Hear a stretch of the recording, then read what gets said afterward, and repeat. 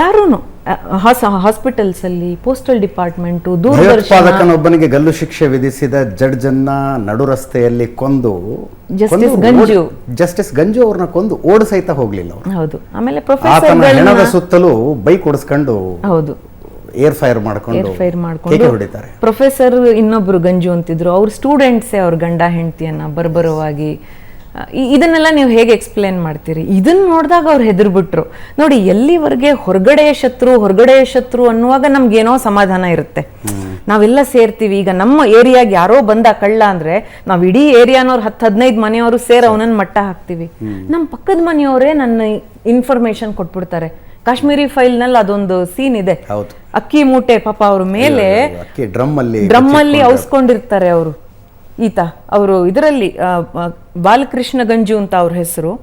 ಅವರು ಪಾಪ ಬಂದು ಹೇಳ್ತಾರೆ ನನ್ನನ್ನು ಹುಡುಕ್ತಾ ಇದ್ದಾರೆ ಅಂತ. ಹೆಂಡ್ತಿನ ಬಂದು ಉಗ್ರವಾದಿಗಳು ಕೇಳಿದಾಗ ಅವ್ರ ಮನೇಲಿಲ್ಲ ಅಂತಾರೆ.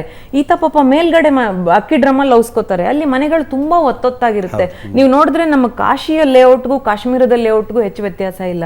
ಕಿರಿದಾದ ಗಲ್ಲಿಗಳು, ಅಕ್ಕಪಕ್ಕದ ಮನೆಗೂ ಎದುರುಗಡೆ ಮನೆಗೂ ಇದು ಜಾಗ ಕಡಿಮೆ, ತುಂಬಾ ತುಂಬಾ ಇಕ್ಕಟ್ಟು. ಅವ್ರಿಗೆ ಕಂಡಿದೆ ಇವ್ರ ಮೇಲೆ ಹೋಗಿರೋದು. ಹೋಗ್ತಾ ಇದ್ದವ್ರನ್ನ ಕರೆದು ಇಶಾರ ಮಾಡಿದ್ದಾರೆ, ಮೇಲ್ಗಡೆ ಇದ್ದಾರೆ ಹುಡುಕಿ ಅಂತ. ಹೀಗಾದಾಗ ಅವ್ರು ಯಾವ ಧೈರ್ಯದ ಮೇಲೆ ಇರ್ತಾರೆ? ನಮ್ಮವರೇ ನಮ್ಮನ್ನ ಒಂಥರ ನಮ್ಮ ನಂಬಿಕೆ ದ್ರೋಹ ಮಾಡ್ತಾ ಇದ್ದಾರೆ ಅಂತ. ಆ ಆಘಾತದಿಂದಾಗಿ 1999ರಲ್ಲಿ ಬಂದವರು 35 ವರ್ಷ ಆಯಿತು, ವಾಪಸ್ ಹೋಗಿಲ್ಲ.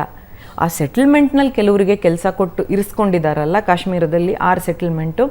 ಅವರು ಇರುವ ಕಾಂಪೌಂಡ್ಗೂ ಎತ್ತೆತ್ತರದ ಕಲ್ನಾರಿನ ಶೀಟ್ಗಳನ್ನು ಕಟ್ಟಿ, ಕಲ್ಲು ಹೊಡಿಬಹುದು. ಮತ್ತೆ ಒಂದು ಸಲ ಒಂದು ಪ್ರದೇಶ, ನಾನು ಹೆಸರು ಮರ್ತಿದ್ದೀನಿ, ಅಲ್ಲಿ ನೀರಿನ ಹರಿವನ್ನ, ಆ ನದಿಯನ್ನ ದಾರಿ ಬದಲಾಯಿಸಿ ಸೆಟಲ್ಮೆಂಟ್ ಕಡೆ ಬರೋ ಹಾಗೆ ಮಾಡಕ್ ಹೊರಟು ಬಿಟ್ಟಿದ್ರು ಕಲ್ಗಳಿಟ್ಟು. ಅಂದ್ರೆ ಫ್ಲಡ್ ಆರು ಬಂದು ಇವ್ರು ಸತ್ತು ಹೋಗ್ಲಿ ಅಂತ.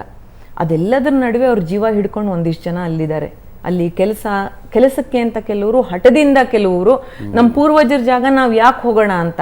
ಗಂಡಸರು ಮಾತ್ರ ಇದ್ದಾರೆ, ಮಕ್ಕಳನ್ನೆಲ್ಲ ಹೊರಗೆ ಕಳಿಸ್ಬಿಟ್ಟಿದ್ದಾರೆ, ಹೆಂಗಸರನ್ನ ಹೊರಗೆ ಕಳಿಸ್ಬಿಟ್ಟಿದ್ದಾರೆ. ಇಷ್ಟು ಘೋರವಾಗಿ ಆಯ್ತು 1999ರಲ್ಲಿ.